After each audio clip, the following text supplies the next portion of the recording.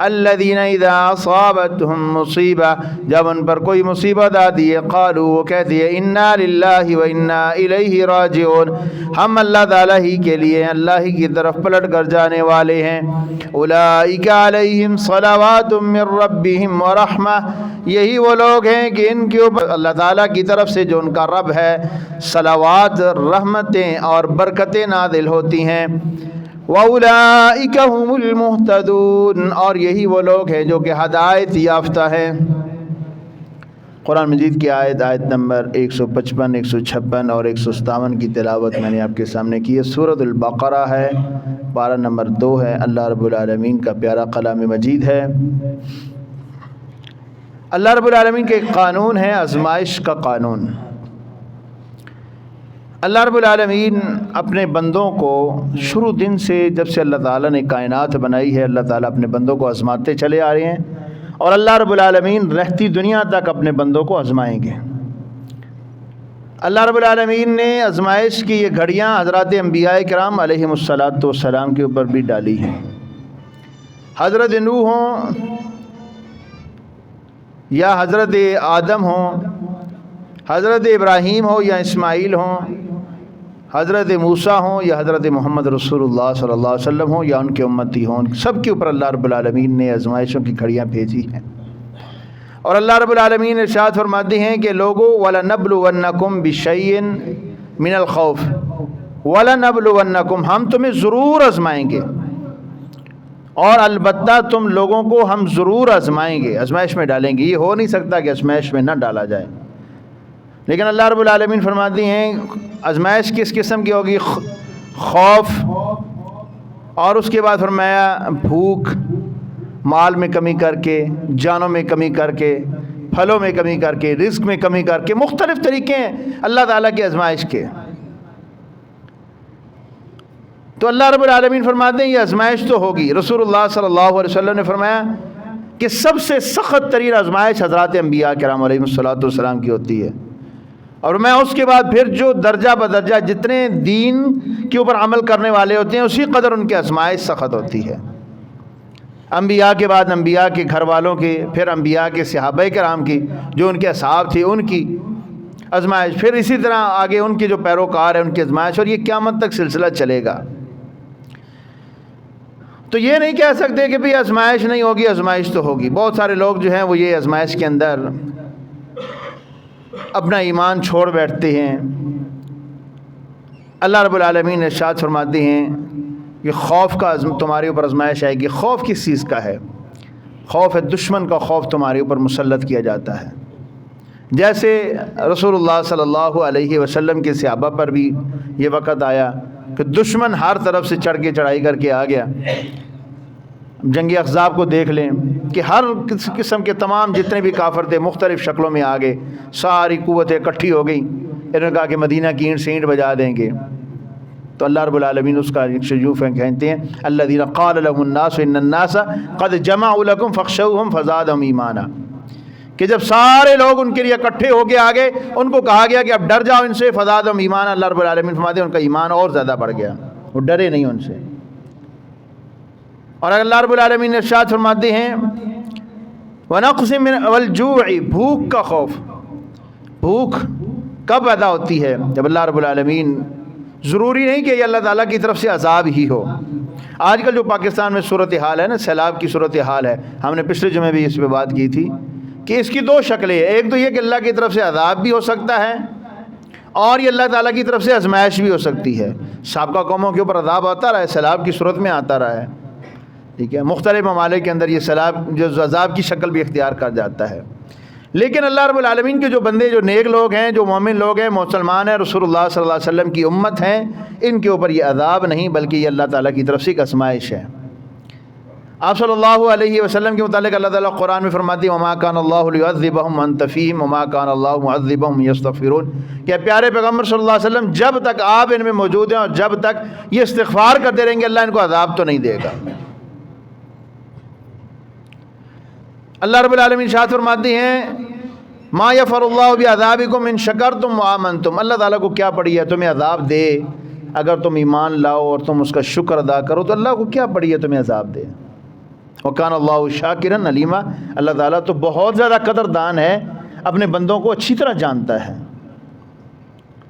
تو گویا کہ یہ ایک آزمائش کی بہت بڑی گھڑی ہے، اور یہ بھوک جب یہ دیکھیں سیلاب آیا تو سیلاب کی وجہ سے لوگوں کے کھیت، لوگوں کے کاروبار ختم ہو گئے، کھیت تباہ ہو گئے، فصلیں تباہ ہو گئیں۔ اچھا زیادہ بارش آتی ہے اس کی وجہ سے بھی بسا اوقات سیلاب تو نہیں آتا، لیکن بعض دفعہ یہ برف باری پڑتی ہے، اس کی وجہ سے بھی فصلیں ختم ہو جاتی ہیں، جس کو ژالہ باری کہتے ہیں، ژالہ باری کی وجہ سے بھی فصلوں کا نقصان ہوتا ہے، تو ایک بھوک کی سی کیفیت پیدا ہو جاتی ہے۔ تو یہ بھی اللہ تعالیٰ کی طرف سے ایک آزمائش ہے۔ آگے فرمایا وَنَقْصٍ مِّنَ الْأَمْوَالِ، مالوں میں کمی کر کے، مال کی کمی آ گئی، لوگوں کے کروڑوں ڈوب گئے، غلے لوگوں کے گودام، بڑے بڑے گودام ان کے یہ پانی کے اندر بہہ گئے، پھر اسی طرح منڈیوں کے اندر مال کی کمی آ گئی، تو اللہ تعالیٰ کی طرف سے ایک آزمائش ہے بہت بڑی۔ فرمایا وَنَقْصٍ مِّنَ الْأَمْوَالِ وَالْأَنفُسِ وَالثَّمَرَاتِ، کتنی قیمتی جانیں ضائع ہو گئی، ایک ہی رات کے اندر 400 بندے تو بنیر کے اندر گئے۔ اچھا اسی طرح پنجاب کے اندر، اسی طرح سندھ کے اندر ہر سال جو ہے سینکڑوں کی تعداد میں یہ بارشیں آتی ہیں اور لوگوں کی قیمتی جانیں ضائع ہو جاتی ہے۔ اچھا یہ آگے چل کے اس کے پہ بات کر دیں وَالْأَنفُسِ وَالثَّمَرَاتِ، اور پھلوں میں کمی کر کے، اچھا قیمتی درخت جو ہیں وہ پھلوں کے وہ بھی ختم ہو جاتے ہیں۔ اللہ رب العالمین نے ارشاد فرماتے ہیں اس میں کرنا کیا ہے؟ اللہ کی طرف سے آزمائش آ گئی، فرمایا اب چیخنا، چلانا، رونا، پیٹنا، واویلا کرنا، چوکوں میں کھڑے ہو کے اپنے سر پہ مٹی ڈالنا، کفریہ کلمات کہنا، یہ مسلمانوں کا شیوا نہیں ہے۔ اللہ رب العالمین ارشاد فرماتے ہیں وبشر الصابرین، صبر کرنا ہے۔ آپ دیکھ لیں صبر، اگر صبر کے بعد کو لیا جائے، اللہ تعالیٰ قرآن میں یہی فرماتے ہیں، پچھلی جو آیت ہم نے پڑھی اس کی شروع میں یا ایھا الذین آمنوا استعینوا بالصبر والصلاۃ، آیت نمبر 154، اللہ رب العالمین آیت نمبر 153، اس میں اللہ تعالیٰ فرماتے ہیں ایمان والو مدد طلب کرو صبر اور صلاۃ کے ذریعے، بالصبر والصلاۃ، صبر اور صلاۃ کے ذریعے۔ یعنی تمہیں مشکلات آئیں گی، یہ نہیں کہ مشکلات نہیں آئیں گی، مشکلات تو آئیں گی، تکلیفیں آئیں گی تمہیں پر، آزمائشیں آئیں گی، لیکن تم نے نماز پڑھنی ہے اور صبر کرنا ہے۔ رسول اللہ صلی اللہ علیہ وسلم کے اوپر جب بھی کوئی پریشانی آتی ہے، آپ صلی اللہ علیہ وسلم نے تعلیمات دی ہیں۔ سیدہ عائشہ صدیقہ کہتی ہیں آپ صلی اللہ علیہ وسلم نماز میں مشغول ہو جاتے ہیں جب تک وہ پریشانی رفع نہ ہو جاتی، وہ حالت جنگ ہو، حالت امن ہو، کوئی بھی حالت ہو، آپ صلی اللہ علیہ وسلم نماز نماز نماز۔ اور تکلیف آ گئی، زیادہ تکلیف آ گئی تو صبر کیا اس کے اوپر، چیخنا چلانا شروع نہیں کر دیا، کفریہ کلمات نہیں کہنے شروع کر دیے کہ نعوذ باللہ اللہ کو ہم ہی نظر آئے ہیں، جی سارے سیلاب ہمارے اوپر ہی آنے ہیں۔ کچھ لوگ تو یہاں تک کہہ رہے ہیں او جی اسرائیل کے اوپر سیلاب کیوں نہیں آیا، ہمارے اوپر کیوں آیا ہے؟ امریکہ کے اوپر کیوں نہیں، ہمارے اوپر کیوں آیا؟ روس کے اوپر کیوں نہیں آیا، ہمارے اوپر کیوں آیا ہے؟ تو اللہ تعالیٰ کیا کہہ رہے ہیں؟ میں اللہ کی مانوں یا آپ کی مانوں؟ اللہ تعالیٰ کیا کہہ رہے ہیں؟ یا ایھا الذین آمنوا، اے لوگو ایمان والو، وَلَنَبْلُوَنَّکُمْ، ہم تمہیں آزمائیں گے، اے ایمان والو ہم تمہیں آزمائیں گے۔ اور یہ ایمان والا کہہ رہا ہے مجھے کیوں آزمایا جا رہا ہے؟ اسرائیل کو کیوں نہیں عذاب دیا جا رہا، اس کو کیوں نہیں سیلاب میں ڈبویا جا رہا، مجھے کیوں ڈبویا جا رہا ہے؟ میرا رب کہتا ہے میں تجھے آزماؤں گا، خوف مسلط کر کے، بھوک دے کے، جانوں میں کمی کر کے، مال میں کمی کر کے، پھلوں میں کمی کر کے، ہر طرف سے تجھے آزماؤں گا۔ اور یہ کہہ رہا ہے کہ کیوں، مجھے کیوں؟ اس کا مطلب ہے کہ تو پھر اہل ایمان میں نہیں ہے۔ اگر تو اہل ایمان میں ہے تو تجھے یہ سوال اپنے رب سے نہیں کرنا چاہیے، آپ کو یہ دیکھنا چاہیے، مجھے اور آپ کو یہ دیکھنا ہے کہ حضرات انبیاء کرام علیہم السلام بھی اللہ تعالیٰ نے ان کو بھی آزمایا تھا۔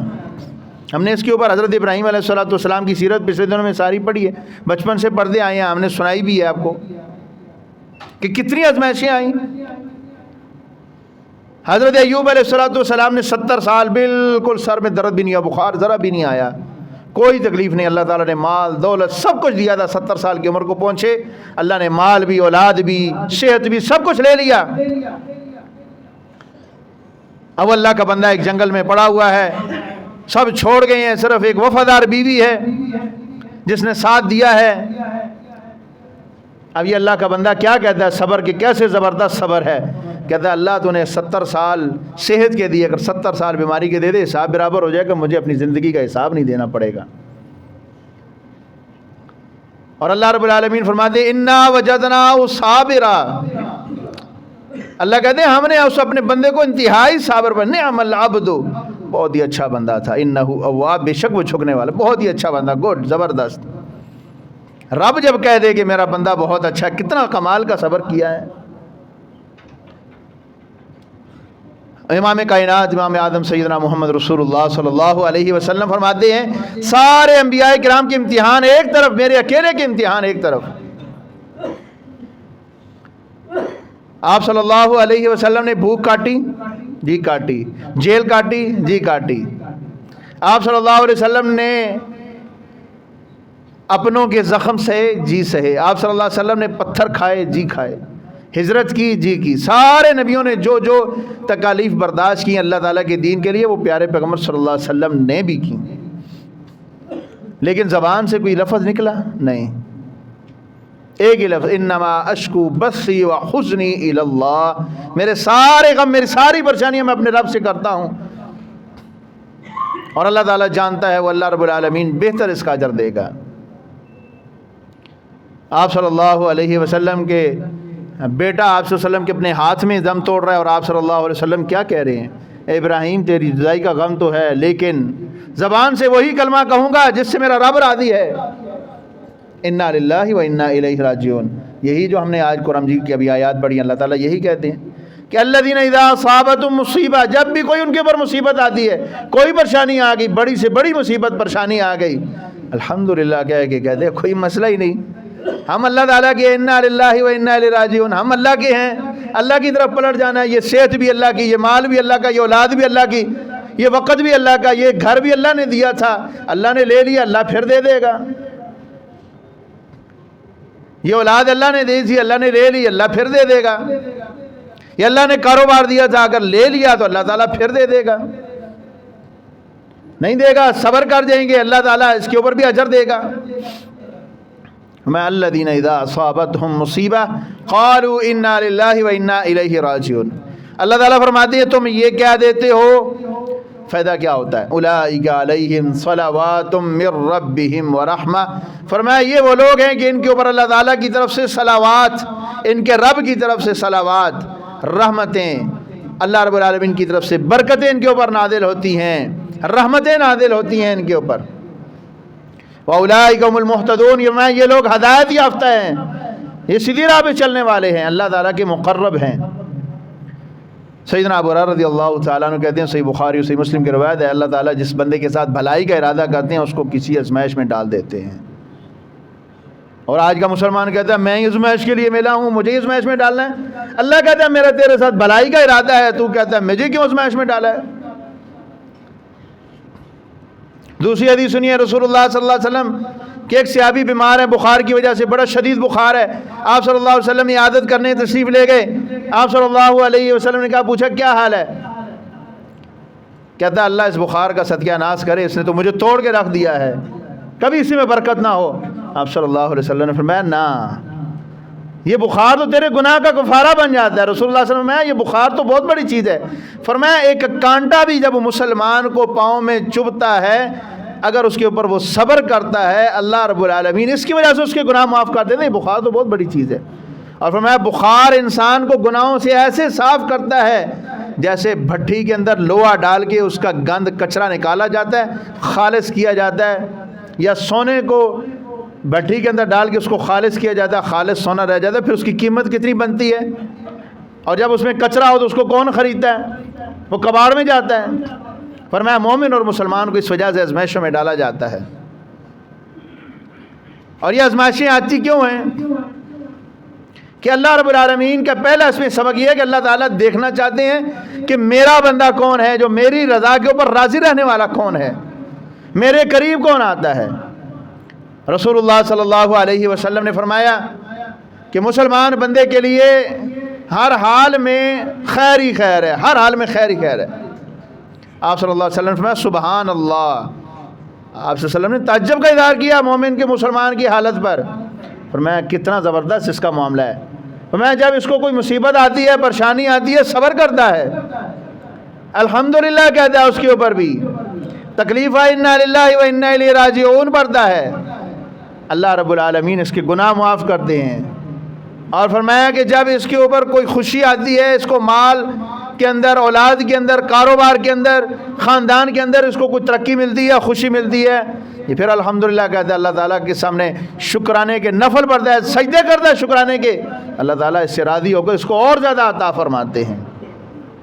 آج معذرت کے ساتھ ہمارے یہ دونوں چیزیں ختم ہو چکی ہیں، مسلمانوں میں ختم ہو چکی ہیں۔ خوشی کے وقت ڈانس، ڈھول، تماشا، کنجر پونا، بے ایمانی، شراب کی محفلیں، یہ ساری خوشی کے وقت کرتے ہیں، نماز بھول جاتے ہیں، اور تکلیف کے بعد رونا، پیٹنا، چیخنا، چلانا، گلے شکوے اپنے رب کے کرنا۔ رسول اللہ صلی اللہ علیہ وسلم نے فرمایا کہ جس کی دو پیاری سی چیزیں میں اس سے لے لوں، وسلم نے آنکھوں کی طرف اشارہ کیا، فرمایا میں اس سے لے لوں اور اس کے اوپر وہ صبر کرے، اللہ تعالیٰ فرماتے ہیں کہ جس سے میں دو پیاری سی چیزیں اس سے لے لوں، اس کے اوپر وہ صبر کرتا ہے، میرے پاس اس کے لیے جنت ہے۔ ٹھیک ہے، مرگی کی مریض ہے ایک عورت، مرگی کی، ہم تو کئیوں سے بہتر ہیں الحمدللہ، مرگی کی مریض ہے، کالی عورت ہے، مدینہ میں رہتی ہے، کہتی ہے رسول اللہ صلی اللہ علیہ وسلم کے پاس آئی، کہتی ہے اللہ کے رسول مرگی پڑتی ہے روڈ کے اوپر، جدھر کرتی ہے ادھر گر جاتی ہوں، دعا کیجیے اللہ تعالیٰ مجھے صحت عطا فرمائے۔ رسول اللہ صلی اللہ علیہ وسلم فرماتے ہیں اگر تو اس کے اوپر صبر کرتی ہے تو تیرے لیے جنت پکی ہے، اگر اس کے اوپر صبر کرتی ہے تیرے لیے جنت پکی ہے۔ کہتے اللہ کے رسول منظور ہے، صبر کروں گی، مرگی پڑھنے، صرف اتنا مہربانی کریں، اللہ سے دعا کر دیں۔ تہ بند باندھتی تھی کہ جس وقت مجھے یہ مرض میرے اوپر آتا ہے، مرگی آتی ہے، تو میرا تہ بند کھل جاتا ہے، سطر کھل جاتا ہے، مہربانی فرمائیں کم از کم یہ میرے ساتھ نہ ہو۔ آپ صلی اللہ علیہ وسلم نے فرمایا جب میں نے دعا کر دی تیرا تہ بند نہیں کھلے گا، سطر تیرا نہیں کھلے گا۔ اور صحابہ کہتے تھے اگر کوئی چلتی پھرتی جنتی عورت کو دیکھنا چاہتا ہے، اس کو دیکھ لو، یہ جنتی عورت جا رہی ہے۔ آج ہم ذرا سی باتوں کے اوپر اپنا ایمان کھو بیٹھتے ہیں، کوئی مسئلہ نہیں یار، یہ پانی آیا تو انشاءاللہ اتر بھی جائے گا، چلا جائے گا، ٹھیک ہے، لیکن اس کے اندر آزمائش ہے ہمارے لوگوں کے لیے، ایک تو حکومتوں کے لیے آزمائش ہے، اور یہ اس وقت جو کام ہے کرنا کیا ہے، ایک تو صبر کرنا ہے، اور دوسرا یہ ہے کہ اللہ تعالیٰ کا تقرب حاصل کرنا ہے، اللہ تعالیٰ کے قریب ہونا ہے، زیادہ سے زیادہ اللہ کے قریب ہونا ہے۔ اس معاملے میں عوام نے کیا کرنا ہے، اللہ کے قریب ہونا ہے، نماز کی پابندی کریں، صدقہ و خیرات کریں، استغفار کثرت کے ساتھ کریں، مساجد میں حاضری بڑھائیں، کوشش کریں کہ پانچوں نمازیں جماعت کے ساتھ تکبیر اولیٰ کے ساتھ پڑھیں، جس طرح جمعہ کا باقاعدہ اہتمام کرتے ہیں اس طرح فجر اور ظہر، عصر، مغرب، عشاء کا بھی اہتمام کریں۔ مسجدیں کھلی ہوتی ہیں، بند نہیں ہوتی، جہاں کہیں بھی ہوں آپ اپنے کام پہ جائیں اپنا کاروبار کریں، جہاں کہیں بھی ہوں، جو بھی قریب آپ کو مسجد ملتی ہے، اذان ہوئی ہے، ٹائم کا ہر بندے کو پتہ ہے، گھڑی ہر بندے کے پاس، موبائل ہر بندے کے پاس موجود ہے، آپ پہنچیں مسجد میں نماز ادا کریں، استغفار کثرت کے ساتھ کریں، جو چھوٹے موٹے گناہ ہیں ان کو چھوڑ دیں۔ تیسرا کام کرنے کا کیا ہے، تیسرا کام یہ ہے کہ اللہ رب العالمین کی رضا کی خاطر اپنے ان بھائیوں کی مدد کریں، یہ جو لوگ مصیبت میں سیلاب میں پھنسے ہوئے ہیں۔ اصل تو یہ کام حکومتوں کا ہے، اسلامی فلاحی ریاست کا ہے، لیکن ہماری حکومتیں یہ اپنی ڈیوٹیوں سے، اپنے ذمہ داریوں سے بالکل یہ لوگ غافل ہیں۔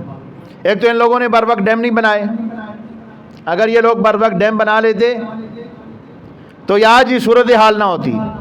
دوسری ان کی ذمہ داری تھی دریاؤں کی صفائی، ڈیموں کی صفائی، جو تھوڑے بہت ڈیم بنے ہوئے ہیں وہ بھی ان کی بھی صفائی نہیں ہوتی، دریاؤں کی صفائی نہیں ہوتی، وہ بھی یہ کام نہیں کرتے۔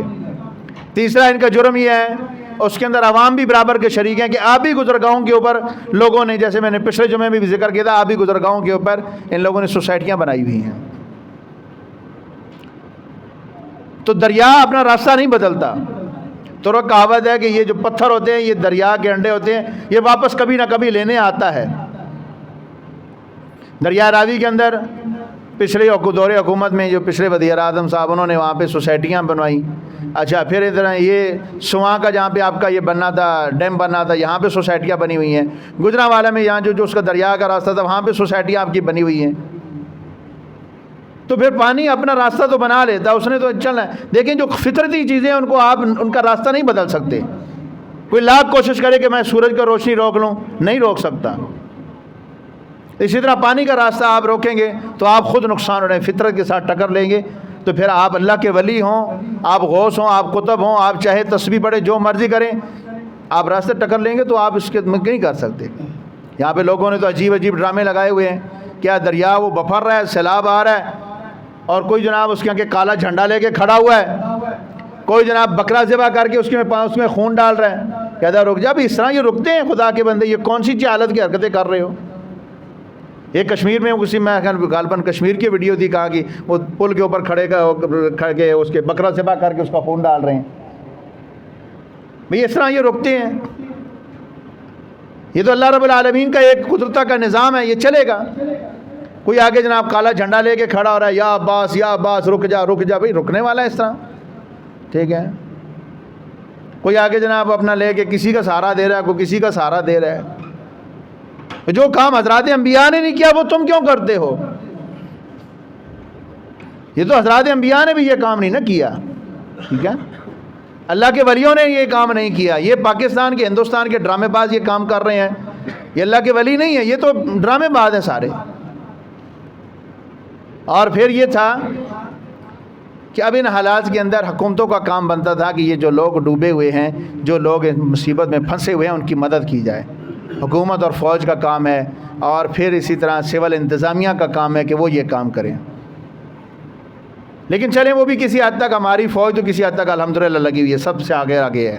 ٹھیک ہے، لیکن جو سیاسی تنظیمیں جن کو آپ ساری زندگی ووٹ دیتے ہیں، اور اب بھی آپ، مجھے پتہ ہے ووٹ انہیں کو آپ لوگوں نے دینا ہے، ٹھیک ہے، جو آپ کے کام نہیں آتے. کوئی بھی آپ کو سیاسی پارٹی آگے نظر نہیں آئے گی. کیا کریں؟ مولوی صاحب پہنچے جی، مولوی صاحب مدد کریں. مولوی صاحب تو لگے ہوئے مدد کرنے پہ، دینی تنظیمیں لگی ہوئی ہیں، یہ سارے جن کو آپ مولوی ملا کہتے ہیں ان کا سیاست سے کیا کام ہے؟ کیا لینا دینا ہے سیاست سے؟ بھئی اگر آپ لوگ ان کو سیاست میں لاؤ گے، حکومت میں کہو گے، تو یہ حکومتی وسائل لگا کے آپ سے بھیک نہیں مانگیں گے، آپ سے نہیں مانگیں گے بھی ہاں جی 10 روپے 20 روپے دے دو. پھر یہ زیادہ بہتر انداز سے آپ کے وسائل آپ پہ لگائیں گے. اور نہیں کریں گے، اگر آپ ان کو ووٹ نہیں دیں گے، ان کو حکومت میں نہیں لائیں گے، تو پھر یہی ہوگا. پھر ٹھیک ہے، آپ لوگ دیتے رہیں تھوڑا تھوڑا، پھر اپنی جیب سے کاٹ کے. پھر وہ تو کر رہے ہیں، ان کی جو ذمہ داری جتنا وہ کر سکتے کر رہے ہیں. اور تیسرا اس کے اندر جو ایک اور جو اہم بات ہے وہ یہ ہے کہ یہ کام انفرادی نہیں بلکہ اجتماعی سطح پہ ہونا چاہیے. یہاں پہ یہ صورتحال ہے، جب بھی ایسی کوئی مصیبت، کوئی ایسی کوئی پریشانی آتی ہے، کوئی آزمائش آتی ہے، گلی چوکوں میں ہر بندہ ہی کھڑا ہو کے سیلاب زدگان کے لیے، زلزلہ زدگان کے لیے، تو پھر سے شفافیت نہیں رہتی اس معاملے میں. میں کسی کی نیت کے اوپر شک نہیں کرتا، لیکن اس طرح ہر بندہ کھڑا ہو کے کرے جائے تو ایک تماشا بن جاتا ہے. 20 لوگ آتے ہیں جی ہمیں اپیل کرنے دیں، جی ہمیں اپیل کرنے دیں. میری کسی کے ساتھ کوئی ناراضگی نہیں ہے. ہم تو جہاں پہ ایک چیز سمجھتے ہیں، بہتر سمجھتے ہیں، ہم اس کو کہتے ہیں بھائی ٹھیک ہے آپ اپیل کر لیں. تو یہ کام کرنا ہے کہ ایک دوسرے کے ساتھ مل کر جذبہ اور اصرار کے ساتھ قربانی دیں، اور اس معاملے میں ایک دوسرے کے ساتھ تعاون کریں. اور ایک اور جو چیز ہے وہ اس کے اندر کیا غلطی کرتے ہیں، جو سیلاب آتا ہے، کسی علاقے میں پانی چڑھ رہا ہے، یہاں پہ کیا ہم دیکھتے ہیں مری میں برف باری ہوتی ہے، ساری قوم بھاگ رہی ہے، برف دیکھنے جا رہی ہے. دریا میں پانی تھوڑا سا آیا، ساری قوم جا رہی پانی دیکھنے جا رہی ہے. یہ نالا آپ کے پاس ہے، نالے میں تھوڑا سا پانی سے ساری قوم کھڑی ہوئی پل کے اوپر. تو اللہ کے بندوں کو تماشا ہے. اگر وہ زیادہ پانی بفر جائے، وہ تمہارا پل گر جائے، تم تو خودکشی تم نے کر لی، سیدھا ڈوب کے مر گئے. یہ تو سیدھی سیدھی خودکشی ہے. پھر تم ریسکیو بھی نہیں. پھر جناب کیا کرتے، پھر جب ڈوب رہے ہوتے ہیں پھر کہتے ہیں حکومت نے ہمیں بچایا نہیں، حکومت نے ہیلی کاپٹر نہیں بھیجا. بھی پہلے حرکتیں تم خود ایسی کرو، جانوروں والی حرکتیں کرو، جو جانور بھی نہیں کرتا، وہ بھی خطرہ محسوس کرتا ہے، بھاگ جاتا ہے، وہ بھی اس کے قریب نہیں جاتا. پھر آگے جا کے جناب پھر کیمرہ لے کے سیلفیاں بنا رہے ہیں. وہ سوات میں جو ہوا وہ اسی وجہ سے ہوا تھا. ان کو مقامی لوگوں نے منع کیا، بھائی یہ پانی ابھی آنے والا ہے. وہ کہتے چھوڑ دو، ہم اتنا خرچہ کر کے آئے ہیں، یہاں پہ تصویریں بنانے کے لیے آئے ہیں، ہمیں چھوڑ دو. پھر کہہ رہے جی حکومت کیا کرے. بھائی کہاں کی حکومت تمہاری مدد کرے؟ تمہیں خود بھی تو عقل ہے، شعور ہے. مقامی لوگ جو وہاں پہ رہتے ہیں ان سے مدد لیا کریں، کبھی سیاح پہ جائیں. تو ضروری ایسے حالات میں جانا ہے. پتہ ہے ابھی اب کے میں، سندھ میں، پنجاب میں سیلاب ہے، ضروری سیاحت کو جانا ہے. گھر بیٹھ جائیں، آرام سے آرام کریں. نہیں آپ کو آرام آتا، آپ کے پاس اتنا پیسہ فالتو، جو لوگ ڈوب رہے ہیں ان کے لیے مدد کے لیے کچھ سامان بھیج دیں. پھر ہم غلطیاں خود کرتے ہیں، جس کی وجہ سے پھر بعد میں ساری قوم پھر خود بھی پریشان، حکومت کو بھی پریشان، اپنے بچے بھی، وہ پیچھے جو ان کے وارث ہیں وہ بھی پریشان، ساری زندگی بیچارے روتے رہیں گے. تو ان حالات کے اندر ہمیں ایک تو اللہ تعالیٰ کے دین کی طرف واپس پلٹنا ہے، اور پھر جو اس کی سینسی وجوہات ہیں ان کو بھی دیکھنا ہے، اور پھر یہ ہے کہ ہر بندے نے اپنی اپنی ذمہ داری ادا کرنی ہے. میں نے جیسے پہلے عرض کیا کہ حکومت کی بھی ذمہ داری ہے، لیکن ہماری بھی کچھ ذمہ داریاں ہیں. ہر معاملے میں حکومت نہیں آپ آگے آ سکتی. آپ لوگ ماشاءاللہ سب ہم سمجھدار ہیں. ہم نے خود دیکھنا ہے کہ ہم کیا اس میں کام میں کہاں غلطی کر رہے ہیں، وہ غلطیاں ہم نے درست کرنی ہیں. تو اللہ رب العالمین ارشاد فرماتی اولئک علیہم صلوات من ربہم ورحمہ، فرمایا جو لوگ ان حالات کے اندر، مصائب کے اندر، پریشانیوں کے اندر صبر کرتے ہیں، اللہ رب العالمین فرماتے ہیں ہم ان کے اوپر رحمتیں اور برکتیں نازل کرتے ہیں، فرمایا یہی لوگ ہدایت والے ہیں۔ اور پھر کیا ہے کہ جب مصائب اور پریشانی آئیں تو یہ نہیں مطلب کہ ہم اللہ تعالیٰ کے دین سے دور ہو جائیں، بلکہ اور زیادہ اللہ تعالیٰ کی طرف جھک جائیں، اور زیادہ اللہ تعالیٰ کی طرف جھک جائیں، اللہ تعالیٰ کے دربار میں جھکیں، اللہ کا قرب حاصل کرنے کی کوشش کریں کہ اللہ اگر تیری طرف سے آزمائش ہے تو ہم آزمائش کے قابل نہیں ہیں، ہم بہت کمزور ہیں اللہ، ٹھیک ہے تیرا قانون ہے اللہ کہ تو اپنے بندوں کو آزماتا ہے، لیکن اللہ جی ہم بڑے کمزور ہیں، ہم آزمائشوں کے قابل نہیں ہیں، اللہ ہمیں آزمائشوں میں نہ ڈال، ہمارا اتنا ایمانی لیول نہیں ہے اللہ جی کہ ہم مہربانی کر کہ ہمیں مہربانی کی آزمائشوں سے نکال لیں۔ اور پھر بہت سارے لوگ اس میں کیا کہتے ہیں، ایک بات یہ بھی کہی جاتی ہے، آپ بھی سنتے ہیں میں بھی سنتا ہوں، کہ اللہ نے میرے اوپر اتنی بڑی مصیبت ڈالی میں برداشت نہیں کر سکتا، یہ بات بھی کفریہ کلمہ ہے، یہ غلط بات ہے۔ اللہ تعالیٰ ارشاد فرماتے ہیں لا یکلف اللہ نفسا الا وسعها، فرمایا اللہ تعالیٰ کسی بھی نفس کو اس کی وسعت سے زیادہ تکلیف نہیں دیتا، کسی بھی بندے کو اس کی وسعت سے زیادہ اللہ تکلیف نہیں دیتا۔ اللہ کہتا ہے میں اس کی وسعت سے زیادہ تکلیف نہیں دیتا، یہ کہتا ہے نہیں اللہ نے مجھے اتنا ڈالا میں برداشت نہیں کر سکتا۔ اب پھر بندہ اللہ کی مانے گا، ہماری تو نہیں کوئی مانے گا نا، جب کوئی فیصلہ کرے گا وہ کہے گا اللہ ٹھیک کر رہا ہے، ہم غلطی پر ہیں۔ تو اللہ رب العالمین نے انسان کے اوپر وہی کچھ بھیجنا ہے جتنی وہ تکلیف برداشت کر سکتا ہے، اور اگر اس کے اندر تکلیف کے اندر سرخرو ہوگا تو دنیا کے اندر بھی اس کے لیے اجر ہے اور آخرت کے لیے بھی اس کے لیے اجر ہے۔ دنیا کے اندر بھی اس کے لیے انشاءاللہ وقتی طور پر یہ مصیبت ہے کچھ دن ہے ٹل جائے گی، لیکن اس کے بعد اللہ رب العالمین جب آخرت میں دے گا تو وہ آخرت میں جنت اللہ تعالیٰ اس کو دے گا۔ میں نے حضرت ایوب علیہ السلام کا ذکر کیا نا، تو ایوب علیہ السلام کا میں نے آدھا واقعہ بیان کیا، جب ایوب علیہ السلام نے اس کے اوپر صبر کیا نا تو اللہ تعالیٰ نے صبر کے بدلے میں کتنا دیا؟ اللہ تعالیٰ فرماتے ہیں کہ ہم نے اس کو پھر اتنا دیا کہ جتنا پہلے دیا تھا اس کے دگنا پھر واپس کیا، جتنا پہلے دیا تھا، بیماری آئی، بیماری میں سب کچھ چھن گیا، صبر کیا، صبر کرنے کے بعد اللہ تعالیٰ کہتے ہیں کہ ہم نے دگنا عطا کیا، مال بھی، اولاد بھی، صحت بھی، پھر واپس دوبارہ دیا۔ تو اللہ تعالیٰ دیتے ہیں، دے کر آزماتے ہیں، پھر لیتے ہیں، لے کر آزماتے ہیں، پھر صبر کرنے والوں کو پھر اللہ تعالیٰ اور زیادہ دیتے ہیں۔ اور دوسری بات اللہ رب العالمین فرماتے ہیں ایک تو تم صبر نہیں کرتے، دوسری بات یہ ہے کہ تم شکر نہیں کرتے۔ جب اللہ تعالیٰ کی نعمتوں کی شکر نہیں کیا جائے گا، قدردانی نہیں کی جائے گی، یہ نعمتیں چھن جاتی ہیں۔ ان تشکروا یرضہ لکم، اگر تم شکر کرو گے اللہ تعالیٰ تم سے خوش ہو جائے گا۔ ولا یرضی لعبادہ الکفر، اللہ تعالیٰ اپنے بندوں کے کبھی بھی نہ شکری سے خوش نہیں ہوتا۔ اللہ تعالیٰ نے نعمتیں دی ہیں، ہاتھ پاؤں سے دل دماغ مال دولت سب کچھ دیا ہے، ان کا شکر ادا کیجئے۔ اور شکر تین طریقے سے ہے، ایک دل سے، ایک زبان سے، اور ایک اپنے عمل سے۔ دل سے شکر ادا کیجئے کہ کہیے اللہ تیرا شکریہ، تو نے مجھے صحت دی، کئیوں سے اچھا رکھا ہوا ہے، اللہ تو نے مجھے یہاں پہ رکھا ہوا، یہاں پہ نہیں رکھا ہوا۔ اگر ہمارے دو پاؤں ہیں، دو پاؤں پہ چلتے ہیں الحمدللہ، معذور کی طرف دیکھیں جس کے پاؤں نہیں ہیں بیچارے کے، کہ کم از کم ہم اپنے پاؤں سے چل تو رہے ہیں۔ اللہ تو نے دونوں ہاتھ دیے، دونوں ہاتھ استعمال تو کر رہے ہیں، کئی وہ بھی بیچارے ہیں تیرے بندے جن کے ہاتھ نہیں ہیں۔ تو اپنے سے نیچے والے کو دیکھیں، اوپر والے کو نہ دیکھیں۔ زبان سے اللہ تعالیٰ کا شکر ادا کریں، الحمدللہ کہا کریں، کیسے بھی حالات ہو الحمدللہ الحمدللہ۔ بچوں کو سکھائیں، خواتین کو سکھائیں کہ بیٹا ہر حال میں کہو الحمدللہ رب العالمین علی کل حال ما کان، یہ رسول اللہ صلی اللہ علیہ وسلم کا وظیفہ ہے صبح و شام کا، الحمدللہ رب العالمین، اللہ تعالیٰ کے لیے تعریف ہے، علی کل حال ما کان، جس حال میں بھی اللہ رکھے اللہ کا شکر ہے الحمدللہ۔ تیسری بات کہ اپنی زبان سے اور اپنے عمل سے شکر ادا کریں۔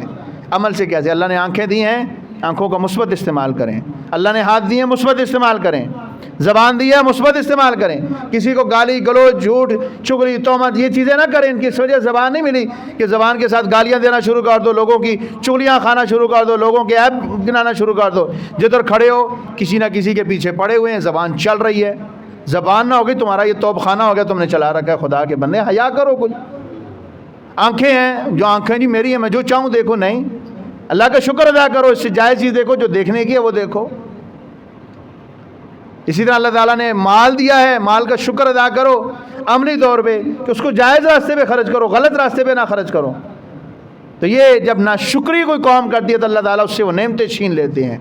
ہم نے پچھلے جمعے بھی بیان کیا تھا کہ بہت ساری سابقہ قوموں کو اس وجہ سے عذاب دیا گیا تھا کہ وہ ناشکری کے اندر مبتلا تھیں۔ آج آپ کا زمین کا پانی کا لیول نیچے چلا گیا، اس کی مختلف وجوہات ہیں، کچھ سائنسی وجوہات بھی ہیں، وہ بھی آپ جانتے ہیں، لیکن اس کی ایک وجہ یہ بھی ہے کہ ہم نے ناشکری کی ہے، ہم نے اس کی قدر نہیں کی، جس وجہ سے آپ کا یہ پانی 250-300 سے زیادہ 600 تک نیچے چلا گیا ہے، اور نہیں کریں گے تو مزید اسی طرح اور زیادہ نیچے جائے گا۔ تو اللہ تعالیٰ سے دعا ہے کہ اللہ رب العالمین ہمیں سمجھنے کے عمل کی توفیق دے۔ ھذا ما عندی واللہ اعلم بالصواب۔